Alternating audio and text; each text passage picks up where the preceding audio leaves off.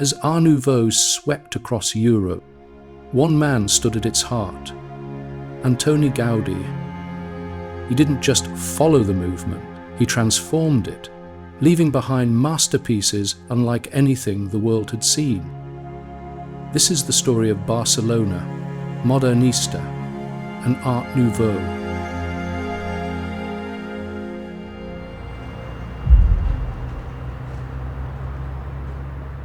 Every architect has a beginning, a journey to a masterpiece. Casa Vicens is the first major commission that Antoni Gaudi received. His manifesto and started to reveal his immense talent.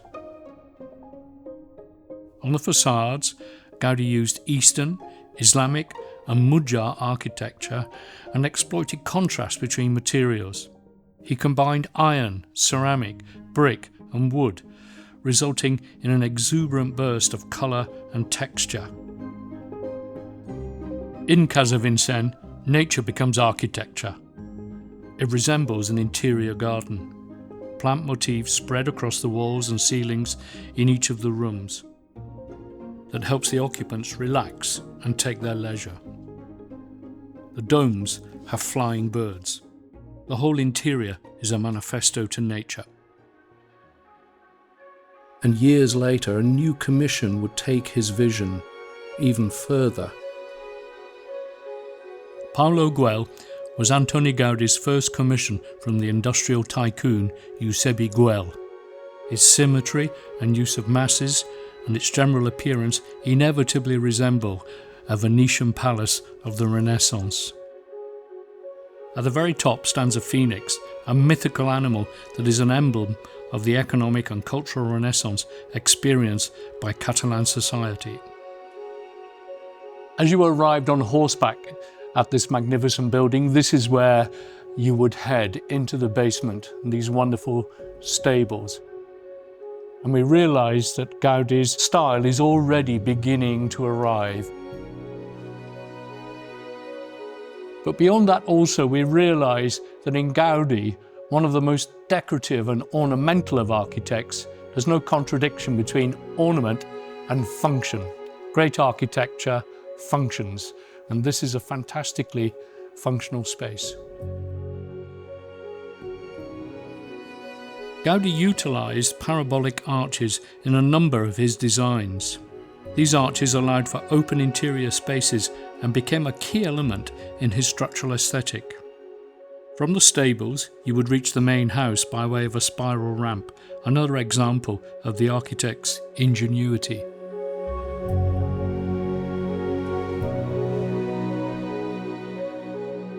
This is his first major commission in which he's thinking about developing his personal style and his own approach to this modern vision of architecture.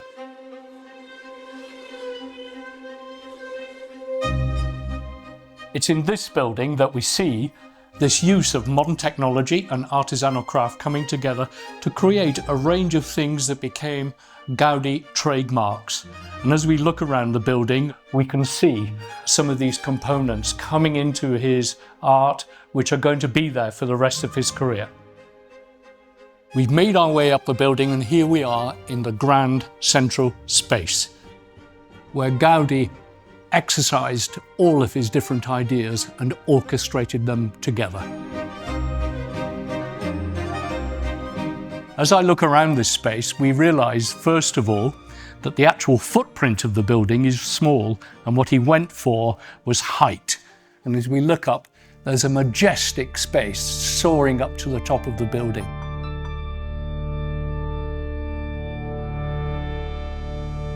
One could hardly imagine this is a domestic space. It has the feeling of a cathedral, and this part of the building would be where Eusebio Güell gathered with his friends and family for meetings and for pleasure. And here, in addition, there is an organ because this was also a music room.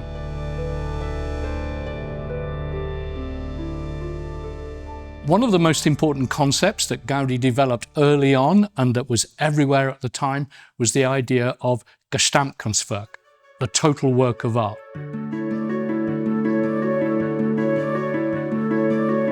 As we look around, we can see sculpture, painting, metalwork, woodwork, stained glass, all of them orchestrated into this giant, beautiful space. This is Gaudi searching still, looking for himself and deciding what his definitive style is. He makes use of lots of things from the past, and there's a Gothic sensibility integrated into all of the spaces. As we see, as obsessed with ornament and decoration as Gaudi was on the insides of his buildings, he was also deeply interested in the external aspect, especially in the roof lines of his buildings.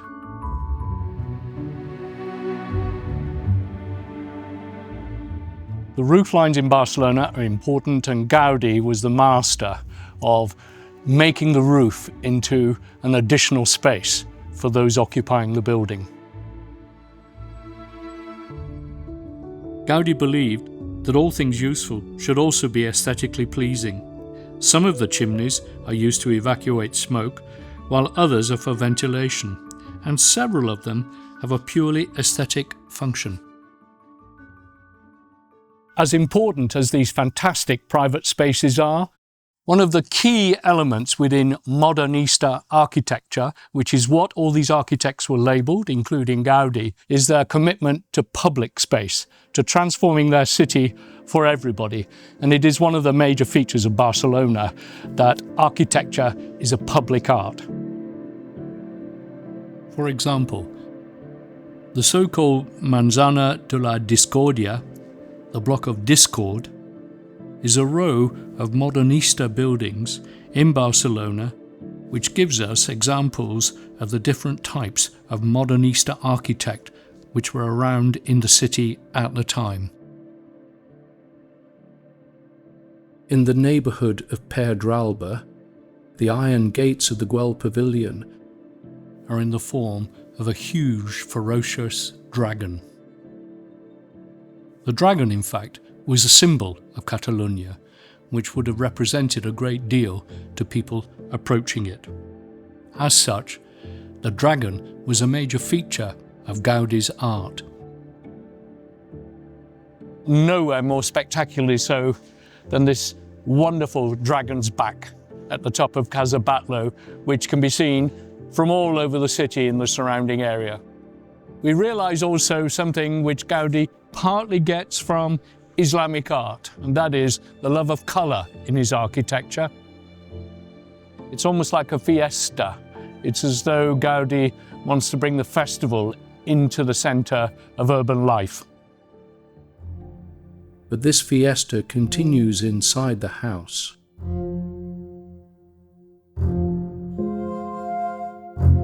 All great houses have a great room. And this spectacular space is the main living area of the Casa Batllo. Stained glass is a major idiom in Barcelona life and in Barcelona culture, and Gaudi picks up on that and develops a fantastic colour palette to decorate his homes with. As you walk through the house, the details keep surprising you.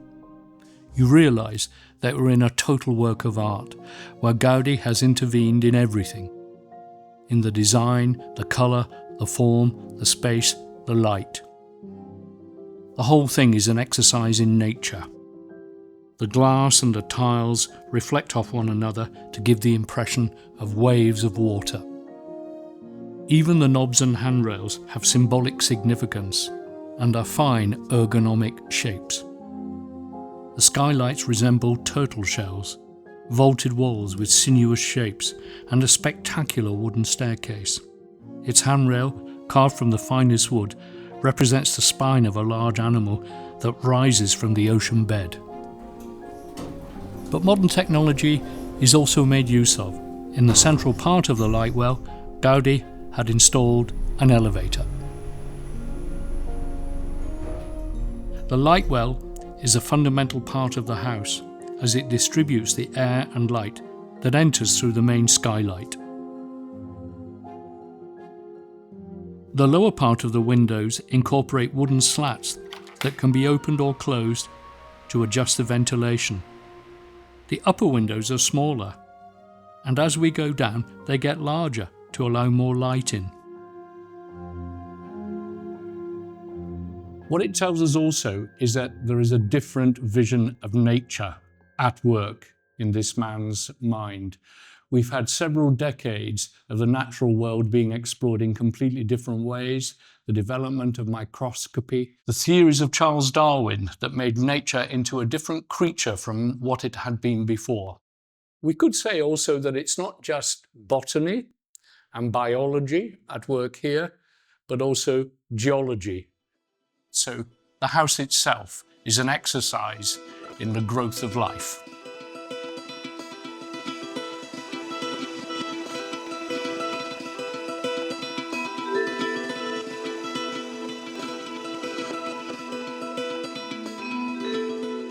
What we realise as we look around the first spaces as we come into this building is that Gaudi has learned from all his previous exercises in domestic architecture.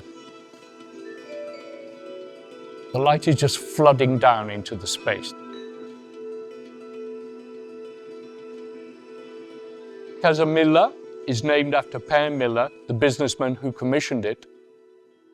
The building is amazing for the way that it embraces every single technology which was available to Gaudi. It was the ultimate modern building and the ultimate expression of Modernista, the Barcelona Art Nouveau style.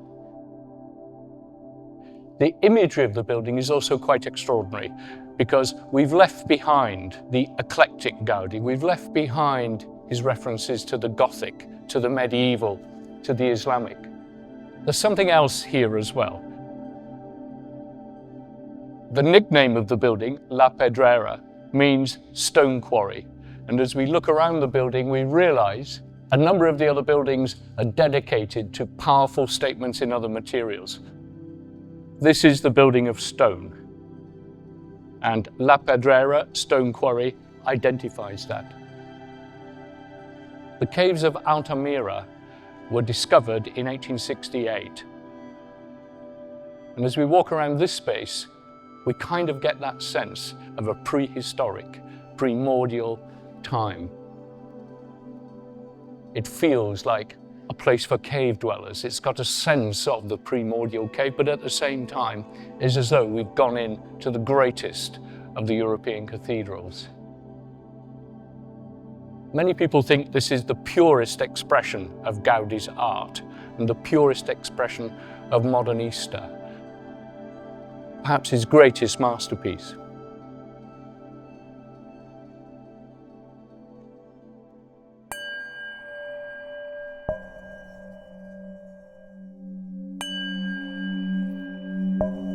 As with all Gaudi buildings, we end up on the roofline, and this is perhaps the most magnificent of all. What we find interesting about the Casa Mila roofline is these extraordinary creatures all around. Maybe the only Gothic elements in the whole building. But here we have warriors and gargoyles, and they're here to protect the inhabitants of the apartment block. The workers who lived in these buildings and the office workers would come up in the evenings and walk amongst the warriors and the statues and take in the evening air. So it's a mini pleasure park created by the architect. It's a beautiful, modern, Gothic gesture. This is the last commercial building he did, the last apartment building before he concentrated on the great masterpiece that we can see in the near distance.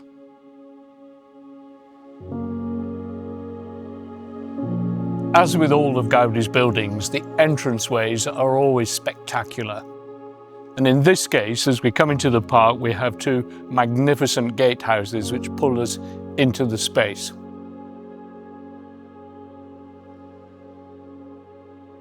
Now, as we walk around, many of his favourite themes from history and from nature come up.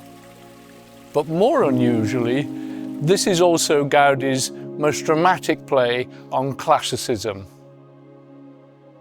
It's also playing on another grand classical idea, and that is of the grotto. The grotto comes down to us from excavations which dug up Emperor Nero's palace, and the term grotesque comes from that. Nero's palace was full of creatures, columns, and secret hideaways and nookies.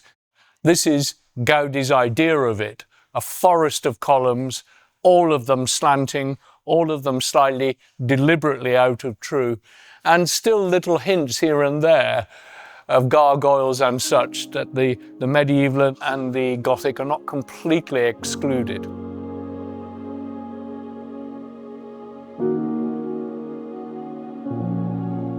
As so often with Gaudi, we find him making use of traditional forms.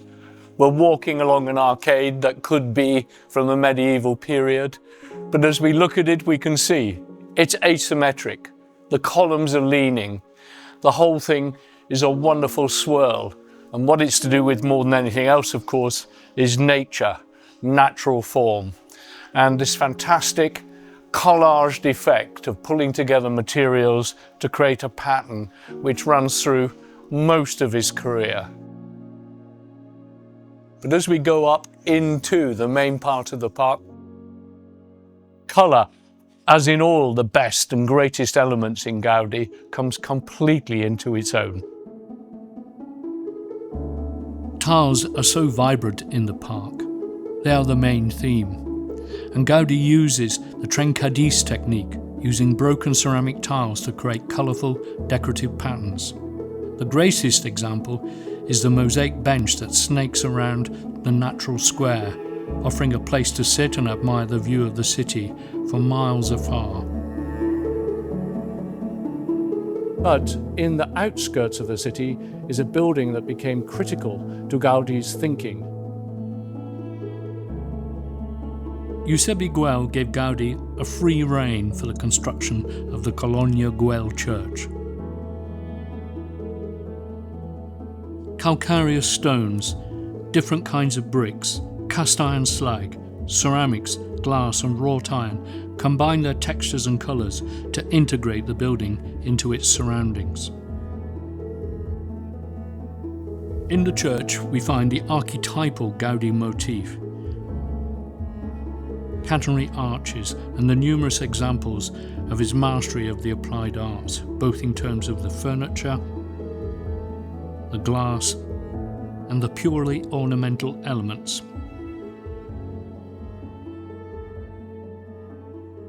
All of this was a precursor, an experiment for his final masterpiece.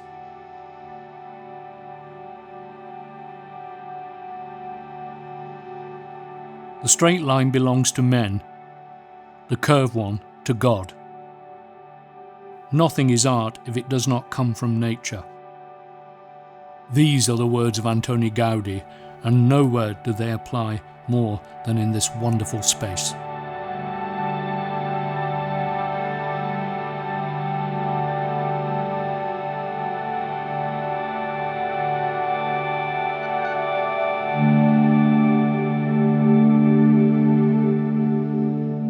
Gaudi conceived of the temple of the Sagrada Familia as a great visual Bible in stone. Each of the main facades of the church allude to a different aspect of the Christian story.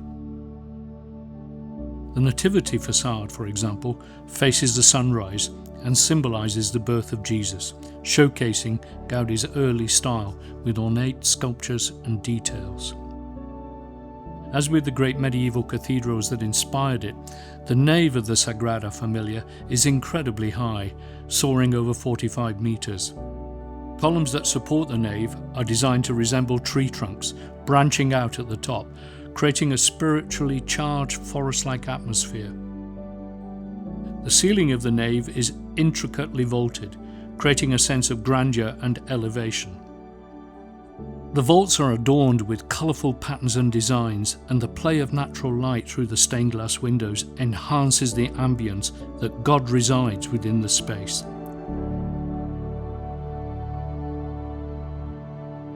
As we sit here, one thing occurs to us above everything else, and it really ties up with Gaudi's biography itself, that is his lifestyle. He was a deeply religious man, and that fired his art and his imagination throughout all of his life.